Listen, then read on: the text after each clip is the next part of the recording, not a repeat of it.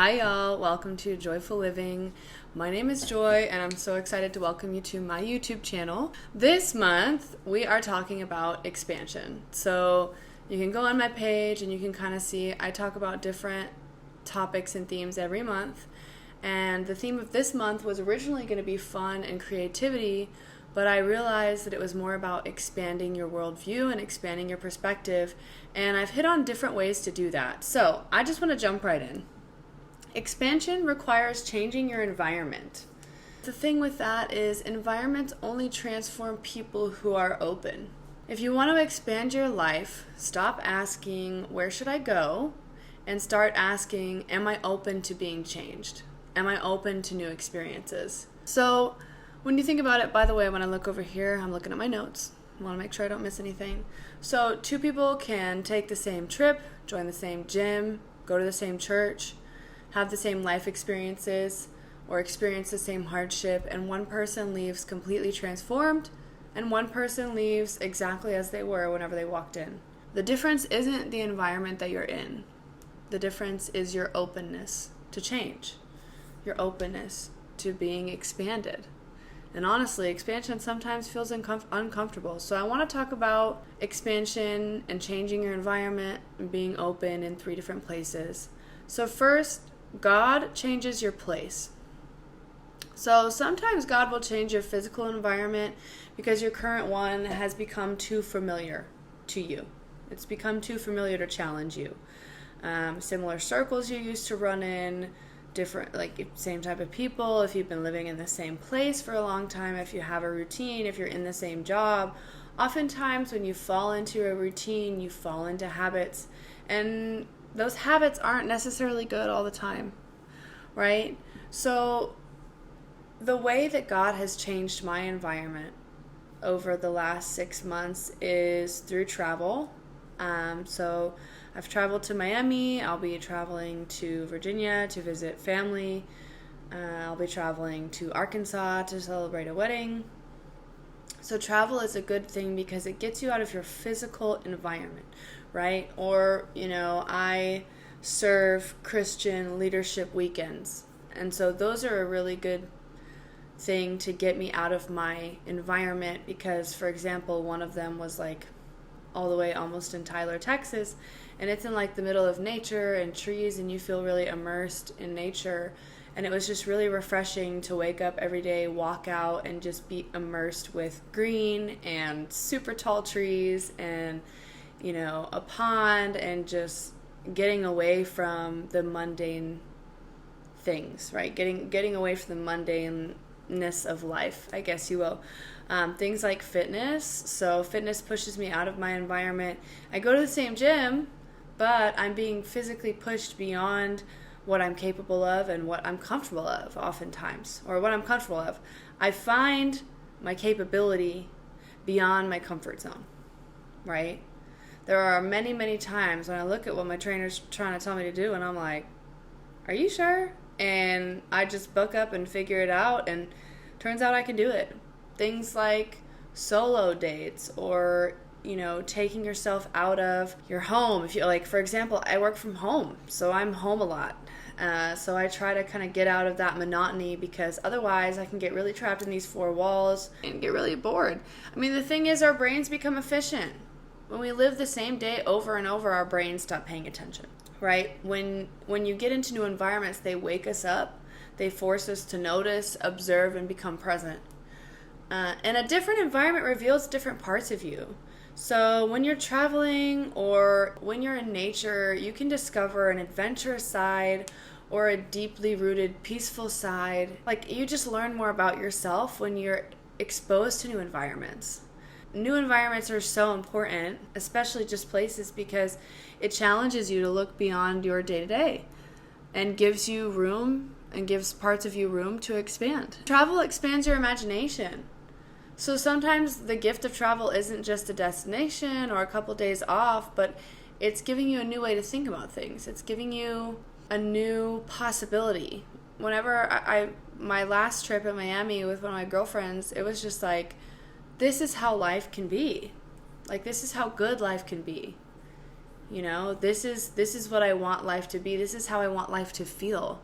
And so when you're getting into new spaces and you're traveling, you're able to move, like, it just sets something inside of you, like, this is possible. It's a possibility. If that's your thing, right? The thing with travel, especially if you have a 9 to 5, or if you need to be home, or if you just, don't have $1 million to just go gallivanting across the world, you eventually have to come home. And that's where the second part of your environment becomes even more important. God changes the people around you. That's an environment that requires expansion, because the people around you either reinforce who you've been or they call you into who you are becoming.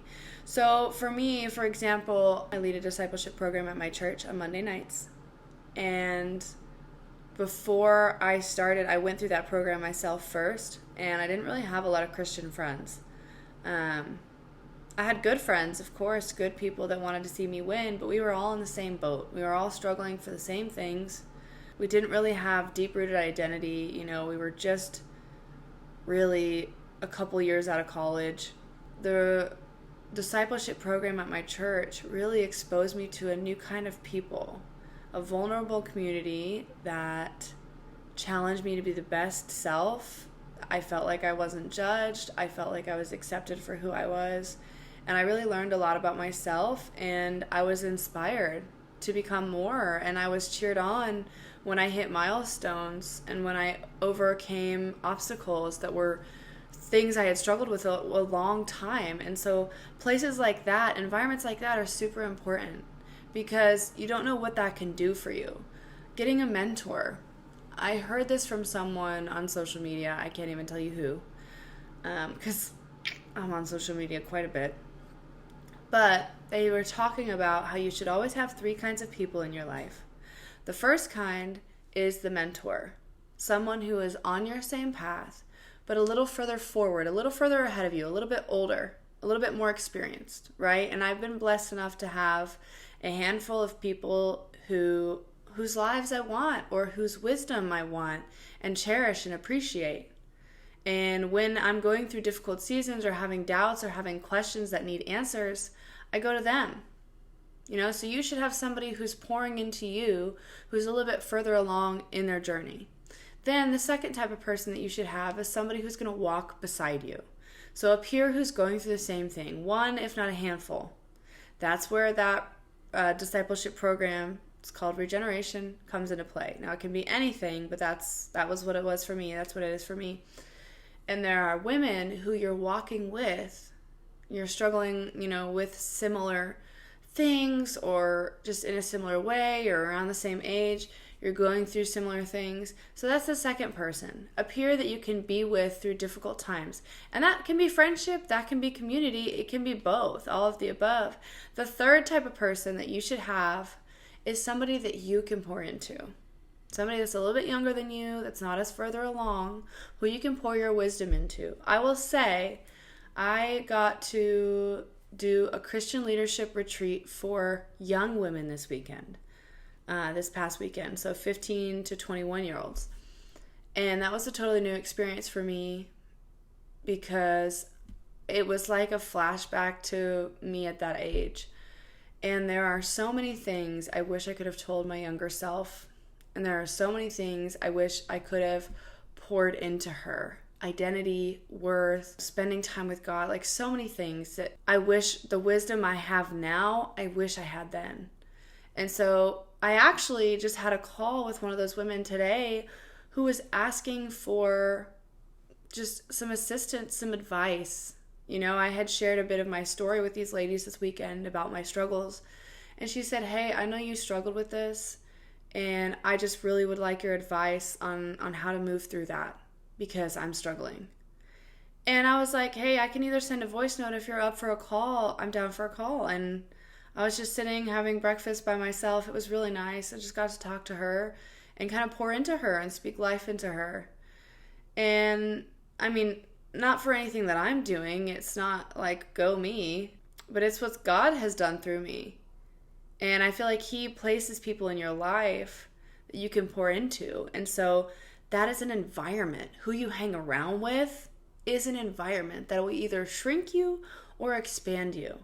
So when you're wanting to move to the next level and when you feel like God is calling you out of your comfort zone, it's important to get around these different types of people who are calling you to a higher standard, who are calling something out of you that maybe you don't see in yourself, or maybe you don't know in yourself yet, or you're not sure of yourself yet. But it's in those environments, like the community, like the church, like good friends and mentors who will help you with that. And you know what? You borrow belief before you build your own. So if you don't believe in yourself and your ability, that's okay. Borrow it. Borrow it from your mentors and people who see greatness in you.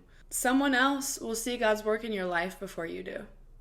A healthy community lends you hope until your own faith catches up. I love that. Community normalizes growth. So when you're surrounded by people who are pushing you, who are challenging you, who are inviting you into deeper relationship with God, who are calling you to be better, it's going to make you better. It's going to make you want to be better. Like, for example, I'm going to do an example outside of the church because I think it's in everything.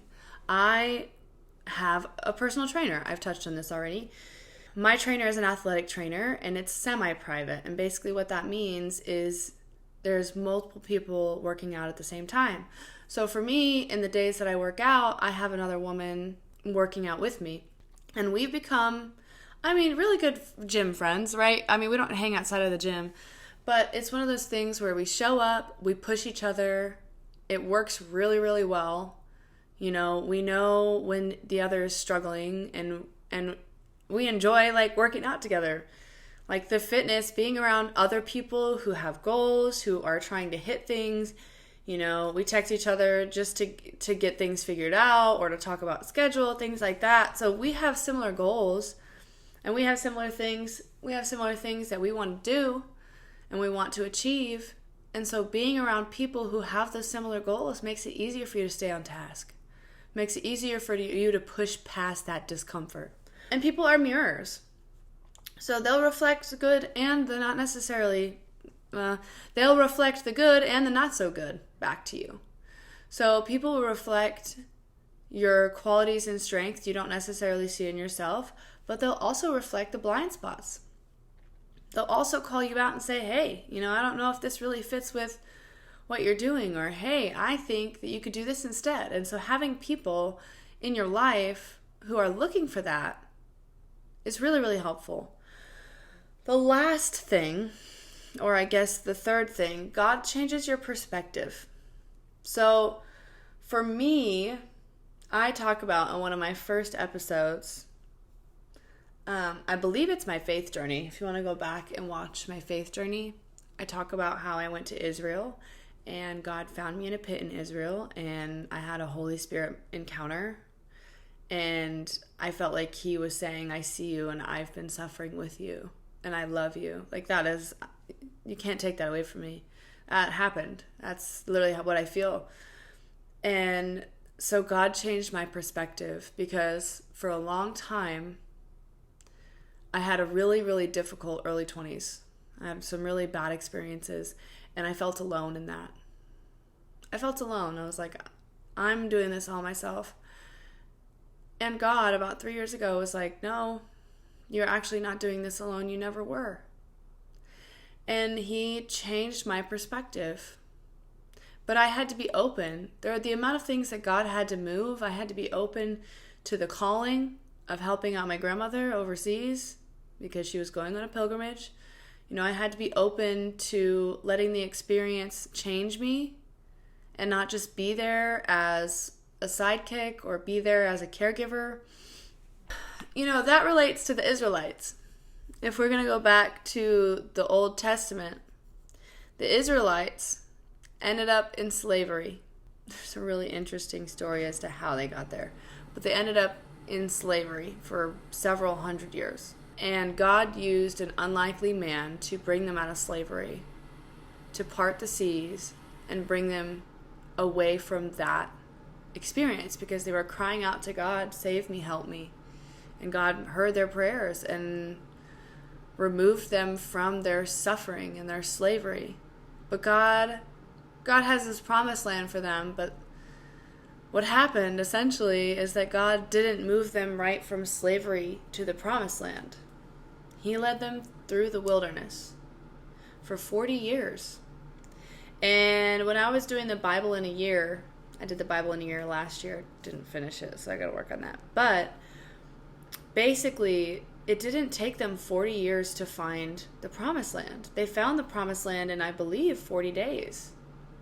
But whenever they went, they saw that there were giants there and people there that they felt like they couldn't beat.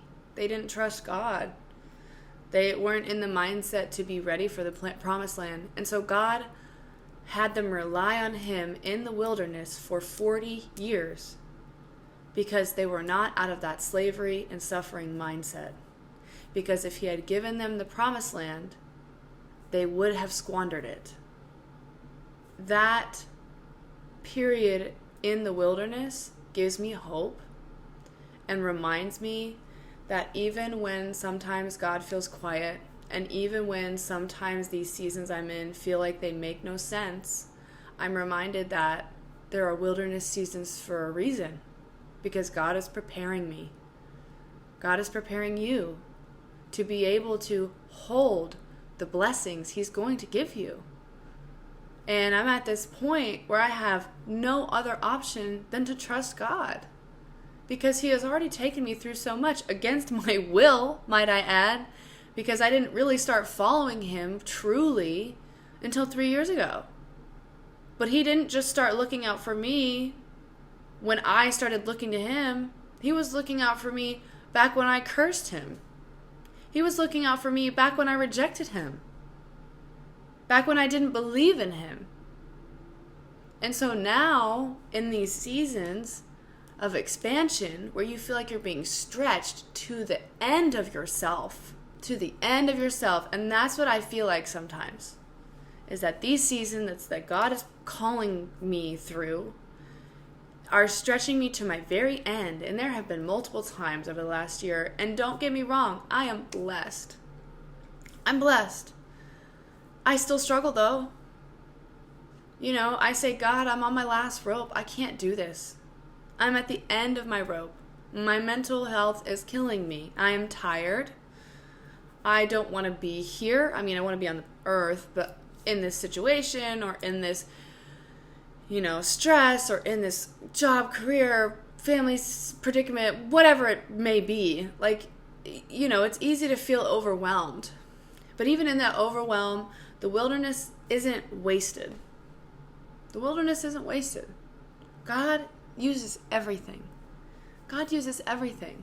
And so when you're open to be expanded, that's the message I really want to get to you, is that these environments can only change you if you are open to being changed. And I feel like this past weekend serving at this youth camp, I got 2 words from God because I felt like I hadn't heard from him in a while. I was like, I feel like you've been quiet. And you know what? Maybe when he's quiet, he's working behind the scenes. I can't even see it. But he spoke to me clearly. He said, open. Be open to what I'm doing in you. Because we get this destination disease and we want to just get to the promised land. We want to get to the higher income or the bigger impact. And what we don't understand is that you cannot get the fruits of your labor without the labor. You cannot reap what you haven't sown. If you don't learn and grow into the kind of person who can handle that, you will lose it. A blessing obtained too early is a curse in the end.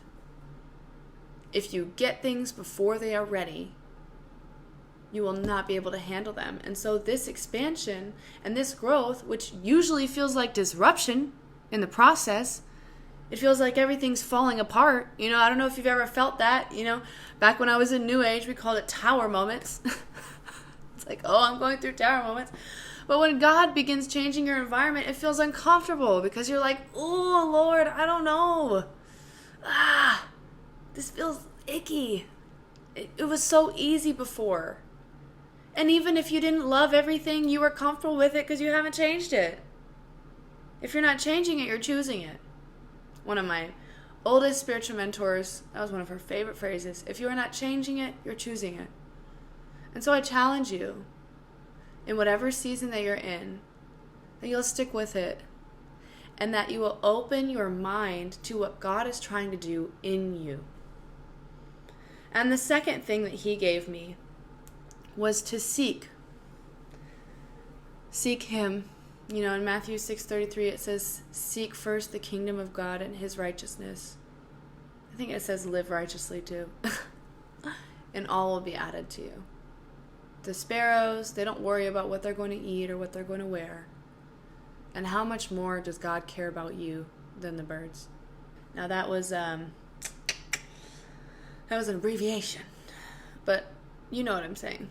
You just seek him, not the answers. Because I've been like, God, what do you want me to do? And he's like, seek me. Seek me and I'll make it clear. And that can be hard for us control freaks, recovering control freaks. So what's the practical application for this? Because I know it's easy to say, okay, travel, environment, yada, yada, yada. Someone watching this is saying, I can't afford to travel. I don't have amazing friends. I'm stuck. A couple things. Find a Christ-centered, if you follow Christ, or even if you don't, you can find a regular or Christ-centered recovery program. That's not just for drugs or addiction. That's for people-pleasing, self-worth, fear of man, infidelity, so many things. That is for anybody who is having a difficult season in life right now. Go find one in a church near you, or go find a recovery program near you. Get into Bible studies. Spend time in nature. If you have any type of park or any type of greenery around where you live, you can always drive or walk there, right? There's so much. Now, varying levels depending on where you are, but it's easy to find. Day trips, if you have a good car, only take like an hour or two away. Like Tyler was only a couple hours from me. I was near Tyler, but it was just beautiful. It was breathtaking, right? So finding a day to just get away. I'm going to say this again, Eventbrite. Eventbrite has a lot of fun environments, a lot of fun networking that will get you meeting new people, that will get you outside of your bubble, and just plan something fun or become a regular somewhere. Bookstore, park, gym, library, coffee shop, get consistency in a healthy new space, a third space. I don't know if you've ever heard of that, but you've got work and home. That's your first and second space, right? Home and work, right? And then you need to have a third space where you can exist and be, right? Not just in this routine habit, right? And then think about what you're intaking, the kind of, social media you're watching, the kind of TV you're watching, movies, what kind of books you're reading. If you're not reading any books, books are super helpful. I don't like to read books. Audiobooks are a thing. Podcasts. You can also volunteer. So like volunteering for me, I've been able to volunteer for the youth camp and for the adults women's weekends. And that's been super healing for me because I get to pour into people. I get to spend time with God and spend time away from my sometimes stressful life. And I just want to remind you that all these things are important, but they're not going to do anything if you're not open to being changed. If you're not open to living a different life, open to correction, open to discomfort, new friendships, changing your mind, open to your health and your healing, right? Open to your learning, slowing down. Slowing down is a big one. Being okay with rest, being open to being wrong, being open to joy that you didn't expect. And here's the biggest one for me, being open to God interrupting your plans. Because as much as we say we want God to step in, sometimes we say, God, okay, here's my life. I've got all this figured out, and you can kind of deal with like this thing over here. And God's a gentleman, so he's not going to like push into your life. But where the real change is going to happen is in this space where you refuse to let go. So I just challenge you not to like quit your job and move to BFE and go live in the woods. I'm just challenging you to be open to what God is calling you to do. and see how that expands your worldview. So, my final takeaway and the point of tonight is your environment is important, but your openness is more important. And the expansion that you seek and the new experiences and the new levels, they're aided by your ability and willingness to be open to what God has for you. Not because life gets easier, but because God can work through your life more. So, this one was a couple different directions, but it came from the heart. And I would love for you to reflect this week on one step you can take towards openness, towards seeking God, or towards reinvigorating your environments. Because your environments dictate everything. I'm rooting for you. I appreciate it if you made it this far. I don't take it lightly. And I thank you for putting your faith in me for a 25-minute YouTube video. And I would really, really love to hear feedback. You know, I'm still learning on this thing. I have about a month planned left. And then I'm going to kind of dig in to see what else I've got. But anyway, I'm going to stop yapping. I'm going to let you go about your day. I am glad that we get to live joyfully, and I'm even more excited that we get to do it together. I will see you guys next time.